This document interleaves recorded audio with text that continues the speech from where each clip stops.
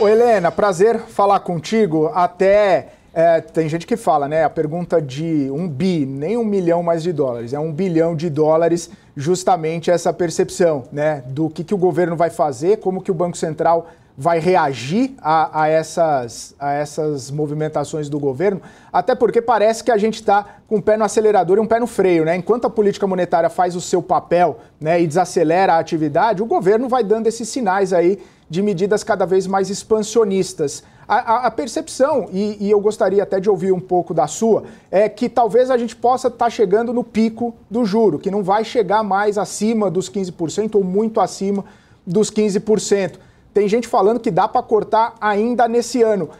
Eu queria entender a sua percepção e a dificuldade, né, inclusive de precificar e justificar essas precificações com base no cenário atual que a gente está passando. Isso eu estou falando de doméstico, né? Sem precificar o que está passando lá fora também, né? Pensando só em doméstico, me parece que sim, que 15% está mais do que consolidado. Já faz algumas semanas que tanto a Focus quanto a curva precificam a mesma coisa, né? A gente passou por um final do ano de absoluto estresse, em que a curva chegou a precificar 17, 17,5%. Então agora, de fato, a gente tem esse 15% aí dado como o número final. É o nosso número, a gente acha que o Banco Central sobe mais 100 pontos agora na reunião da semana que vem, depois mais 50, 25 e aí para. Me parece que depois disso, e aí essa vai começar a ser uma grande questão, a gente vai, de fato, começar a discutir quando que vai começar a cortar juros. E aí a intensidade dessa discussão e para onde que a gente imagina que vai esses juros e quando que vai começar o processo de corte, depende bastante da sinalização que o Banco Central vai dar, porque até aqui a gente ainda tem um Copom seguindo uma sinalização do Banco Central anterior, né, que são umas 2 altas de 100 bips que o Campos Neto deixou lá contratada antes dele sair.